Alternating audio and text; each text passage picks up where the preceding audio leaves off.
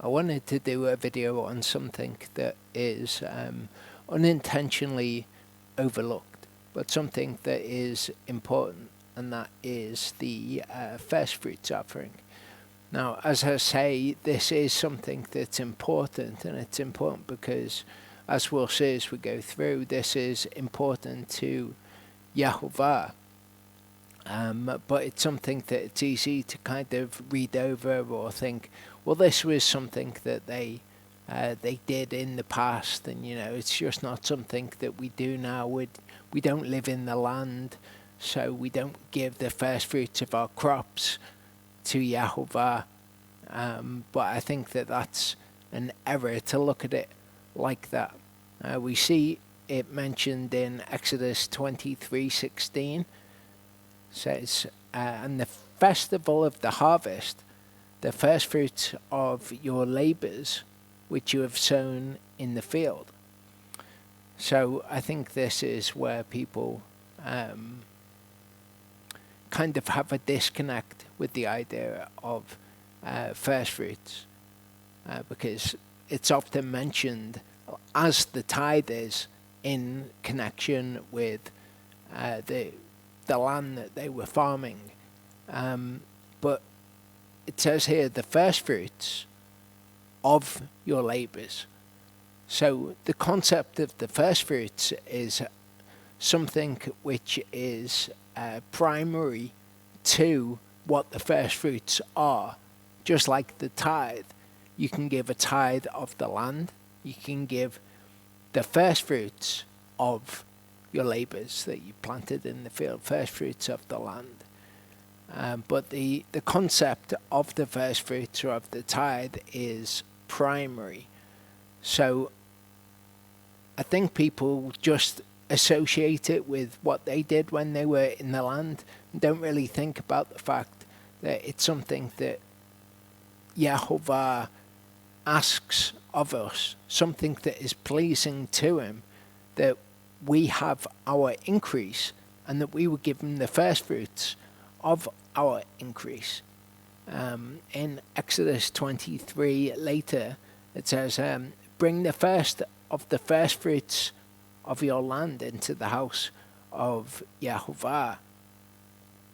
Again, it's phrased as being of the land, but the first fruits is a concept which is separate from the land. We see in Proverbs 3, esteem Yahovah with your goods and the first fruits of all of your increase. So it's not just the crops. That's what they would give a first fruits of, but we're to give a first fruits of all of our increase. We see in Ezekiel 44 verse 30 when it's talking about the millennial temple. It says the first of all the first of all the first fruits of all. So your first fruits isn't confined to just things that you grow. Although if you do grow things, you should give of the first fruits of them before you enjoy the things yourself. And we'll look at who to give the first fruits to, because the first fruits were not given to all of the Levites. The first fruits were only given to the priests. So we'll see who it is today that would be the priests. It wouldn't be a case of you would send your first fruits offering to Charlie and I. But we'll look at that as we go on. The first of your ground meal you give to the priest, so that a blessing rather rests on your house. Just like the tithe, Yahovah says, you can, of the tithe, he says, you can test me in this, that I will bless you for paying your tithe. And all of these things are given to Yahovah. So when we're giving of these things, we look who he says to give it to in order to know who we are to give it to. But ultimately, when we give it to those people, we are giving it to Yehovah. And he says that he will bless us in doing so. Now, the concept of the first fruits is something that is very important to Yehovah, and we'll see verses that allude to that. But the idea that we don't do the first fruits now is kind of like saying the first fruits is not an important concept to Yehovah now. But we see in Revelation 14, for example, the 144,000 says that they were redeemed from among men, being first fruits to Elohim and to the Lamb. So it is a current concern, if you like. It's something that Yehovah is concerned with now. The concept of giving of your first fruits to Yehovah is something that is all the way throughout the scriptures, but it can be easy to read over or to read it to mean something else. To just, when it says give the first fruits of all your increase to Yehovah, to just read that as, oh, you should give offerings or whatever to Yehovah. But it's a lot more subtle, nuanced than that. In Exodus 22, 29 to 30, it says, do not delay giving your harvest and your vintage. Give me the firstborn of your sons. Likewise you are to do with your oxen and with your sheep. It is to be with its mother 7 days. On the 8th day you give it to me. So we see in this verse not to delay in giving your first fruits, that it's something which is important. And we see your oxen, your sheep, even of your sons, the firstborn of your sons, you would redeem to Yehovah. Obviously, you wouldn't offer your sons on the altar. When a person was offered to Yehovah, a price would be paid for their redemption. And we see the delay, you're not to delay, even when it's firstborn of an animal. It's to be with its mother 7 days, but then on the 8th day, you give it. So it should be something that is important to you to do. Leviticus 23 verse 14 says, you do not eat bread or roasted grain or fresh grain until the same day that you have brought an offering to your Elohim. And this is talking about the first fruits offering. You're not to eat of what you harvest until you have brought the first fruits offering. So don't delay to bring it to Yehovah, and don't partake of the crop yourself until you've given that to Elohim. It should be of primary importance. In Leviticus 2, 12 to 14, it says, bring them to Yehovah as an offering of the first fruits, but they are not burned on the altar for a sweet fragrance. And season with salt every offering of your grain offering, the Hebrew word being mincha, and do not allow the salt of the covenant of your Elohim to be lacking from your mincha. With all your offerings you bring salt. And if you bring a mincha of your first fruits to Yehovah, bring the mincha of your first fruits, green heads of grain roasted on the fire, crushed heads of new grain. So we see from this passage here that the first fruits offering is a mincha. Okay, don't be confused by the words grain offering.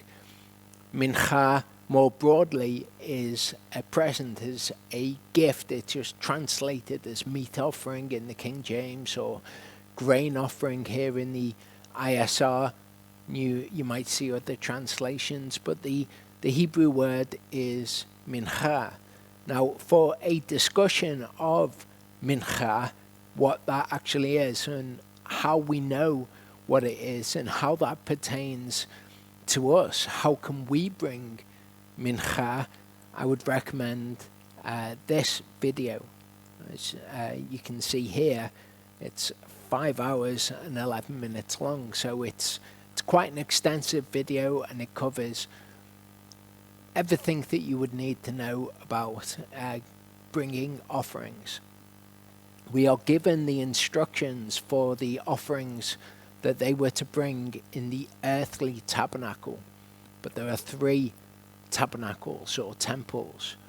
There's also the temple in heaven, after which the earthly is patterned. So we know what's going on in the earthly is patterned after what's going on in the heavenly. But there's also a 3rd temple, which is the temple of the Ruach. Our hearts. We are to bring spiritual offerings, spiritual sacrifices. We read Peter writing of. So the offerings that are given in the earthly tabernacle can be seen, the correlates of them can be seen in the heavenly tabernacle, where Yeshua's blood is offered on the altar. We can also see those correlates in the things that we are to do, but that is covered much more in depth in this teaching. Okay, it's not something that I'm going to go into here, but the mincha is those things, material things that we give to Yehovah. As I said, go into more detail about that in this teaching. But in all of those things, we should cherish the opportunity to draw close or draw near to Yehovah, which is what all of the offerings were a way to do. Again, go more into that in this video. But it should be a joyous occasion to us. We can see when we are to use our material goods as Yehovah directs. We can see that in a few different ways. You could see it as, oh, I've got to give an offering to Yehovah. He's commanded me to do it. I've got to do it. Or it can be a joyous occasion to take part in the system that Yehovah has instituted on the earth. You know, we're strangers and pilgrims on the earth, surrounded by an alien culture to us, but we have the opportunity to take part in Yehovah's system and in his way of doing things. So it is a grain offering or a mincha to Yehovah, your opportunity to use your material goods as Yehovah directs you to use them. Leviticus 23 verse 10 says, "Speak to the children of Israel, and you shall say to them, when you come into the land which I give you, and shall reap its harvest, then you shall bring a sheaf of the first fruits of your harvest to the priest." And what this is talking about is the feast of first fruits, which you may well be familiar with, or you may well have heard of. During the week of unleavened bread, the weekly Shabbat, the day after it, on the morrow after that weekly Shabbat, is the Feast of First Fruits. We're not told what day of the Chodesh it is, because it will vary just depending on where the weekly Shabbat falls in that week of unleavened bread. But they had what is known as the Feast of First Fruits, when they would bring the first fruits of the barley harvest. They had 3 harvests throughout the year. Barley harvest in the Feast of Unleavened Bread. Then the wheat harvest around Shavuot. And then the fruit harvest, which would be around Sukkot, after they brought the first fruits of their fruit harvest, and they'd done their fruit harvest, then we would have the feast of Sukkot. But in Leviticus 23, it details that this feast is particularly about first fruits. Obviously, you would imagine the Feast of First Fruits to be. But it's also specified for us that other feasts are to do with bringing first fruits.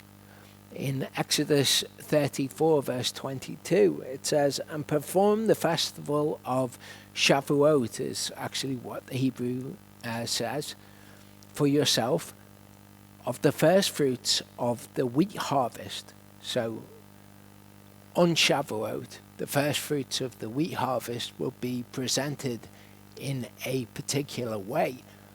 You might be familiar with the idea of waving 2 loaves on Shavuot, but that was actually the first fruits of the wheat harvest that would be presented to him in such a way. We see in Leviticus 23, you do not eat bread or roasted grain or fresh grain until the same day that you brought an offering to your Elohim, a law forever throughout your generations in all your dwellings, speaking of the Feast of First Fruits. And from the morrow after the Sabbath, from the day that you brought the sheaf of the wave offering, you shall count for yourselves 7 completed Sabbaths. Until the morrow after the 7th Sabbath, you count 50 days. Then you shall bring a new mincha to Yehovah. Bring from your dwellings for a wave offering 2 loaves of bread, of 2/10 of an ephah of fine flour they are, baked with leaven, first fruits to Yehovah. So the actual 2 loaves that they would bring would be constituted of the first fruits of the wheat harvest. The concept of bringing first fruits is actually woven throughout the scriptures in a way that you might just read over. But the first fruits that was to be brought for the feast of, the festival of Shavuot, the Feast of Weeks, that was actually to be the first fruits of the wheat harvest. So it mentioned you bring the first fruits on the Feast of First Fruits, then you count the 7 Sabbaths. On the morrow after the 7th Sabbath, on the 50th day, then you would bring first fruits again of a different harvest. Numbers 28 verse 26 says, and on the day of the first fruits, when you bring a new mincha to Yehovah at your festival of Shavuot. Okay, so it's actually described there as the day of first fruits, the day of the first fruits. And again, it's mentioned as this is a mincha to Yehovah. So for us today, we can say, well, we bring the spiritual mincha to Yehovah. We use of our material goods in the way that he tells us to, and the first fruits that we offer to him are all spiritual mincha. In Numbers 18 verse 8, it says, and Yehovah spoke to Aharon, and see, I myself have also given you the charge of my contributions, all the set-apart gifts of the children of Israel. I have given them to you for the anointing, and to your sons a law forever. All the best of the oil, the best of the new wine, the grain, the first fruits which they give to Yehovah, I have given them to you. The first fruits of all that is in the land are yours. Everyone who is clean in your house eats it. So this brings us to who should it be given to. As we saw before, it's to be given to the priests. Here Yehovah is telling Aharon, it is to you and your sons, the ones who served as priests. And he says, everyone who is clean in your house eats it. In Matthew 25 verse 40 it says, and the king shall answer and say to them, truly I say to you, insofar as you did it to one of the least of these my brothers, you did it to me. So this is Yeshua detailing what will happen when he comes back and he judges the nations who are alive at his coming. And he says to them, if you've done to my brethren, you've done to me. So they're judged based on how they've treated believers in presumably the tribulation leading up to it. But this gives us a clue, because we don't have an earthly tabernacle. We don't have priests in the earthly tabernacle. If we did have a temple on the earth, then we would give to the priests, of course, as the Torah says to do. But we have first fruits of our increase that is to be given to Yehovah. So we need to discern who it is we're going to give to. We do have a temple in heaven, after which the one on the earth was patterned, and there Yeshua is high priest. And if we want to give to Yeshua, we can do to his body, him being the head, us being the body, and by giving to his body, then we are giving to him. So we can give to our high priest in that way. The brethren are also directly priests in the other temple. Okay, we are all a nation of a holy nation, a kingdom of priests. We see in Exodus 19, if you diligently obey my voice and shall cherish my covenant, then you shall be my treasured possession above all the peoples, for all the earth is mine. And you shall be to me a kingdom of priests. So we are priests. So if we are giving to the brethren, giving to Yeshua's body, we are both giving to him as high priest, and we are also giving to priests directly. We have the first fruits offering that we need to give to Yehovah. So we need to discern who it is that we can give it to. We can't just keep of it as if, oh, well, there are no priests in the earthly tabernacle, so I can't give it, so I'm just going to keep it and spend it for myself. We can't do that. So we go to the closest people that we can give it to in order to fulfill his will, to do things as he has said to do. Now, how you give a first fruits offering is going to be different from person to person. I'll tell you how we do it. It's not specified that the Levites will be giving a first fruits offering, but I think that it is fitting that we would give a first fruits offering in the spirit of giving of your first fruits to Yehovah. If someone gives to us, as an example, £32.66, then the tithe of that would be £3.26.6 pence. Now, obviously, you can't give 0.6 pence, so the correct tithe would be £3.27 there. But what we would do is we would give £3.66. You see, the pence over, we would just take it so that all of the pence were given after the pound. So we would say the tithe is £3 and some pence, and we would give everything over, just as a way to give of the first fruits. You would have to come up with your own way of doing it. If someone gave £37.66, the correct tithe would be £3.77. What we would do is we would just round the pounds up. We would go to the next pound and still give the pence after it. So you see, there are different ways that you would be able to do it. Maybe what you would want to do is set aside a certain amount out of each paycheck. You get paid the same amount. Say, well, I'm just going to put $2, $3, $4, $5, whatever, aside as my first fruits offering to Yehovah.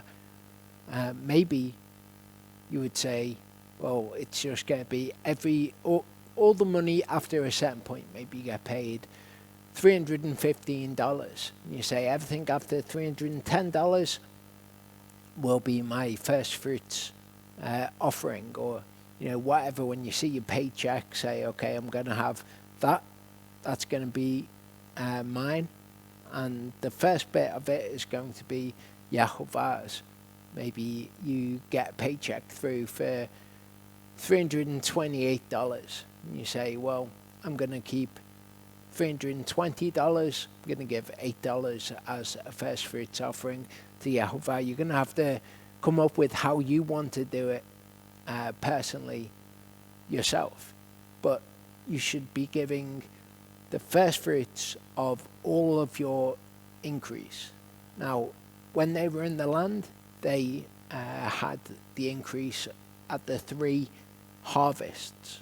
So our harvests might be different. Our harvest might be every week, every month, every quarter, whatever. We get a certain amount of increase, and we will give the first fruits of that to Yahovah, and we will give a tithe of it to Yahovah also. So when we are to do it, we don't have a schedule of harvests like they did, but we do have harvests, and we have increase just as they did. And we give the first fruits of all of our increase to Yahovah. If you want to, if maybe you live somewhere where there are no fellow believers around, and you're thinking, well, how can I possibly do this? If you send it to us and you mark it as first fruits, then we can make sure that it's given to brethren who are in need. But mark it, if you send it on PayPal, mark it as first fruits, so I know what is to be done with any amounts that you send. But we would certainly be happy to do that. We might be in a better position to give to other believers who are in need. But something to consider. We learn the Torah bit by bit. It might not have been something that you were aware of, might not have been something that you've ever considered. But as we become aware of the Torah, then we implement it, just as James said that the new Gentile believers were to do. They were told the 4 basics in Acts 15. They're told the 4 basics of Torah, and then they would learn Moses as Moses was preached. So don't feel bad if you've not been doing this. Don't think, oh, I've been sinning against Yahovah. But now that you know to do it, implement it into your life. I'll see you in the next video.